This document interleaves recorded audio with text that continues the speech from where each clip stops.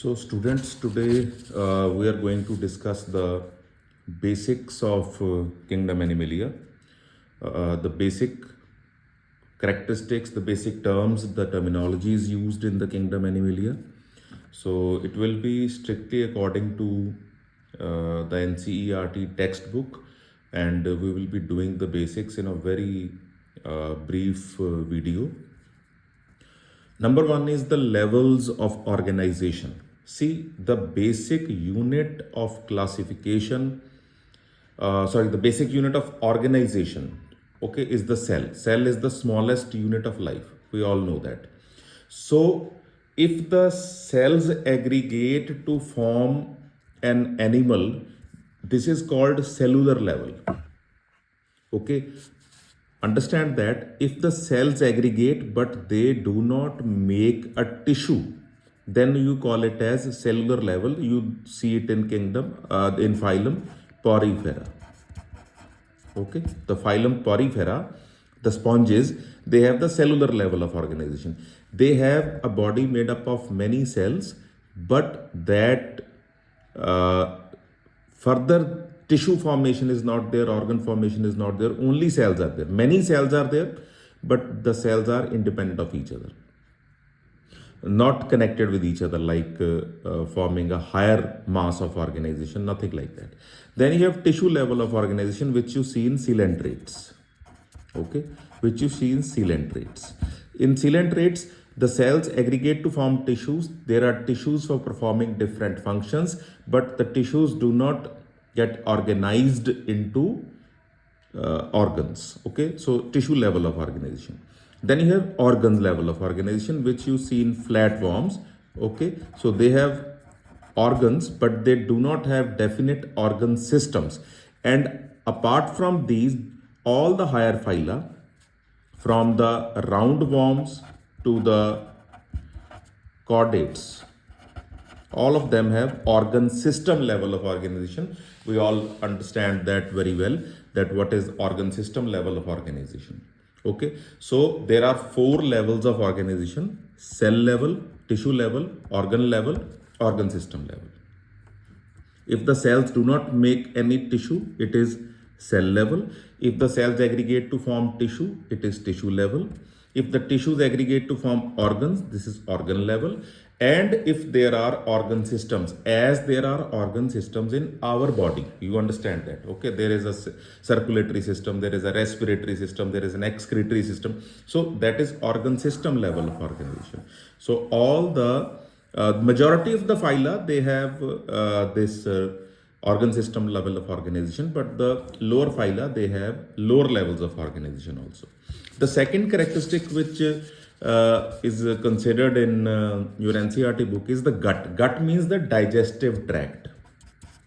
Okay, gut means the digestive tract, the alimentary canal, maybe you can say, from mouth to anus. Okay, from mouth to anus. So it is of 2 types. It can be incomplete, it can be complete. If there is only one opening, see, normally there are 2 openings. Normally there are 2 openings. 2 openings means mouth and anus. Okay, mouth and anus. So if there are 2 openings, it is called as complete gut. Complete gut. If there is one opening, you can call it either mouth. Okay, normally it is called as mouth. It is for the inlet of food and for the removal of waste. There is only one opening, then it is called incomplete. Incomplete you find in flatworms. Platyhelminthes is the phylum. Okay, so it is incomplete in the flatworms. In others, it is complete. Mostly it is complete. Then you have circulatory system. Understand these things very, very well, because these will help you to understand the Kingdom Animalia in a very simple way. So then you have the circulatory system. We all know what is a circulatory system, in which some fluid like blood flows in the, you can say, some definite spaces. It can be open, it can be closed. Now, there are many phyla who do not have any circulatory system which you can call as open or closed. Okay, like the sponges do not have any circulatory system, the coelentrates do not have any circulatory system. Okay, but it is open in case of arthropoda, that is the phyla, largest phyla of the animal kingdom, arthropoda, and mollusca. They are two very, very important examples of open circulatory system where the blood or whatever the fluid it is, you call it as like hemolymph in case of the arthropods, where the blood is not flowing in the definite tubes, blood vessels, okay, where the blood is openly present in the tissue spaces, it is called as open circulatory system. And then there is closed circulatory system, which is found in Annelida and Chordata.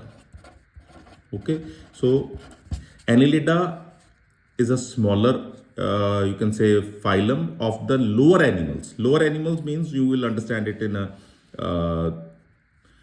few moments. I will explain it in a better way in the next few moments. Okay, so you have this closed circulatory system where the blood is flowing in the blood vessels.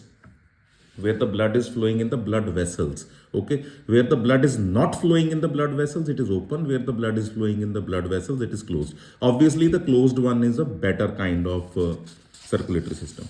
Then there is body symmetry. Symmetry. So the animals can be asymmetrical. Asymmetrical means if you cannot divide the body of the animal into two equal halves. If the body of the animal cannot be divided into two equal halves, then it is called as asymmetrical, as most of the sponges are asymmetrical. Okay. Then you have radial symmetry. Radial symmetry. If the body can be divided into two equal halves by any plane passing through the center of the body, by any plane passing through the center of the body, if the body is divided into two equal halves, you call it as radial symmetry. Radial symmetry. Okay, it is found in coelentrates. Most of the time we give this example, coelentrates. Then you have bilateral symmetry, which is found in majority of the animal kingdom animals. Bilateral symmetry, where the body is divisible into two equal halves by only one plane passing through the center of the body, not more than one plane passing through the center of the body. The body has definite right side and left side. Bilateral, two sides, as we have this symmetry, you understand, we have two eyes, two nostrils, two ears, two arms, two legs, two lungs. Most of the external and internal organs are arranged in this way, that is, they are paired and they are present on the two lateral sides of the body. So the body is divisible into two equal halves by one plane passing through the center of the body. It is called bilateral symmetry. It is found in majority of the members of the kingdom Animalia. Okay, then we have this concept of germ layers. Germ layers. We have three germ layers we know from where the body is developed. It is ectoderm, mesoderm, and endoderm. Ectoderm, mesoderm, and endoderm. Lower animals like sponges and coelentrates, they have two germ layers, which ecto and endo. They are diploblastic. All higher animals, from the flatworms to the chordates, they have triploblastic kind of development, means their embryos develop three germ layers from where their bodies develop. In the embryonic development, there are germ layer formations. So the germ layers are two in number in lower phyla, and the two germ layers are ectoderm and endoderm. It is not ecto and meso. Understand, mesoderm will appear only as a middle layer in the triploblastic animals. The diploblastic animals will have only ectoderm and endoderm. Then a very, very important classification of the animal kingdom is based on the kind of their coelom. Okay, this is the body cavity. This is the body cavity, right? What is body cavity? Say if this is body wall, okay, and this is gut. This is body wall, this is gut. Then this space is coelom. Okay, the body cavity. So obviously the animals, there are animals which do not have this body cavity because they do not have a gut in their body. If they do not have a gut in their body, they cannot have a coelom. Okay, so like sponges do not have a coelom, they are acoelomates. Like coelentrates do not have a coelom, they are acoelomates. Now the other thing is that if this body cavity is lined by mesodermal epithelium, mesoderm lined cavity, if it is a mesoderm lined cavity, mesoderm, ठीक है, understand that mesoderm lined cavity, mesoderm, the body germ layer, if the lining of the coelom is derived from mesoderm, it is a true coelom. It is a true coelom. They are called coelomates. If there is a coelom, but the lining is not a thorough lining of mesoderm, then it is a pseudocoelom, false coelom. So, okay, so there are three possibilities. There are three possibilities: no coelom, false coelom, true coelom. No coelom, false coelom, true coelom. Flatworms, false coelom. F for flatworm, F for false coelom. Okay, so no coelom, roundworms do not have a true coelom. I think I have done a mistake, so I will correct myself. So I will further come to that one. There are four phyla: sponges, coelentrates, ctenophora, and flatworms, which do not have a coelom. Roundworms have a false coelom, and all other higher phyla, they have a true coelom. So I again correct myself. We'll do it in the next page, which will be discussed with you shortly. Then you have segmentation. Like like earthworm, if you have body formed of many segments repeatedly joined like this, as you see in case of earthworm, you call the body as a segmented body. So we see segmentation in three cases. It is Annelida, it is Arthropoda, and it is Chordata.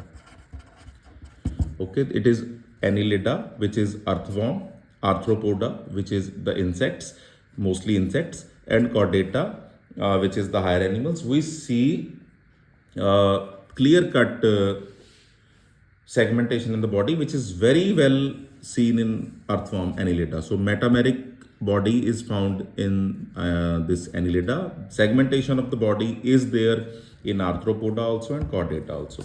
And then you have a notochord, which is a very, very important classification. It is found in the embryonic stages on the dorsal side of the body. Okay, so it is found in the embryonic stages on the dorsal side of the body. It is the structure which later may develop into a vertebral column,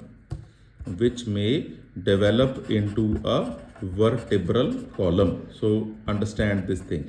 Notochord becomes a vertebral column in the later stages in some animals. So the animals are classified into non-chordates and chordates on the basis of the presence or absence of notochord. If the notochord is not present in some animals, they are called as non-chordates.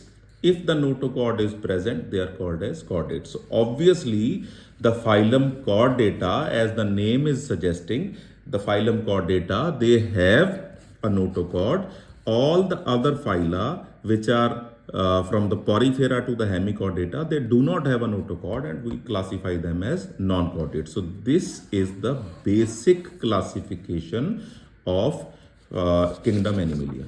Okay, so then we'll do a quick characters review of the important phyla of the kingdom Animalia. So there is this phylum Porifera. Okay, Porifera. You call them as sponges. It has cellular level of organization.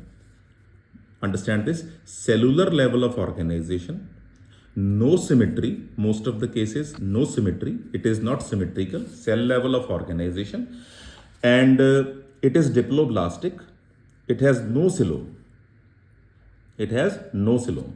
Then you have Coelenterata. Okay. So Porifera, you understand? Okay.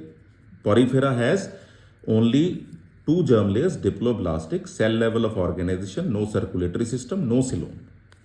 Okay. Then you have Coelenterata. Coelenterata. Tissue level of organization, germ layers 2, diploblastic, tissue level of organization, no coelom, okay, no circulatory system. Ctenophora, almost same. Radial symmetry is here. Radial symmetry is here. It is asymmetrical. Porifera is asymmetrical. Coelenterata is radially symmetrical. Ctenophora is radially symmetrical. Ctenophora is very, very similar in characters to Coelenterata. Okay? It was earlier, when this was not carved out as a special phylum, the members of this phylum were the members of phylum Coelenterata before it was classified as a separate phylum. So this is a very similar phylum, only a few differences are there which you can read from your books when you have to do it in detail. Then you have Platyhelminthes, which we call as flatworms. Understand, from Platyhelminthes to all these phyla, Platyhelminthes, Aschelminthes, Annelida, Arthropoda, Mollusca, Echinodermata, Hemichordata, Chordata, all these phyla, means except the first three, all these have bilateral symmetry. All these have bilateral symmetry. Okay, all these have bilateral symmetry. And up to these four phyla, Porifera, Coelenterata, you have to see, remember their names in a series. Okay, only the Arthropoda and Mollusca can be placed anywhere. Like you can place Arthropoda here and Mollusca here, or you can place it like this. All the other phyla, they have definite spaces. First phylum is Porifera, second is Coelenterata, which you also called as Cnidaria. Okay, then it is Cnidaria. Ctenophora, Platyhelminthes, Aschelminthes, Annelida, Arthropoda, Mollusca, Echinodermata, Hemichordata, Chordata. Other than Chordata, all the other phyla, other than Chordata, they are non-chordates. They are non-chordates. So Porifera, Coelenterata, Ctenophora, Platyhelminthes, they have no coelom. They have no coelom. Roundworms, Aschelminthes, roundworms. Okay, they have pseudocele. They have pseudocele, which I earlier discussed also. So, understand, Porifera, Coelenterata, Ctenophora. Okay, after that, all phyla have bilateral symmetry. Porifera, Coelenterata, Ctenophora, Platyhelminthes, no coelom. Next ones, they have a coelom, but the Aschelminthes, the roundworms, they have a pseudocele. All other have a true coelom. Okay, and Annelida, as you have already done, Annelida, it has closed circulatory system. Closed circulatory system. All phyla in the non-chordate group, other than Annelida, none of them other than Annelida has a closed circulatory system. These do not have a circulatory system. Okay, this is to be understood. Porifera, Coelenterata, Ctenophora, Platyhelminthes, Aschelminthes, they do not have any circulatory system. Annelida has a closed circulatory system. Arthropoda and Mollusca, they have open circulatory systems. Okay, so there you can read about their circulatory system later on, but these are two most prominent examples of open circulatory system. And chordates have a closed circulatory system. Chordates are the only animals which have a notochord. All of these, they do not have a notochord. Chordates have a closed circulatory system. Okay, all these have open circulatory systems. These things, arthropoda, mollusca, etc. Annelida is going to have closed circulatory system. So these are the basic characteristics of all these phyla. When you go through these basic characteristics twice or thrice, you will be very easily able to understand that how to remember the different phyla of the kingdom Animalia. So I hope this helps. Share your views in the comments. Thank you.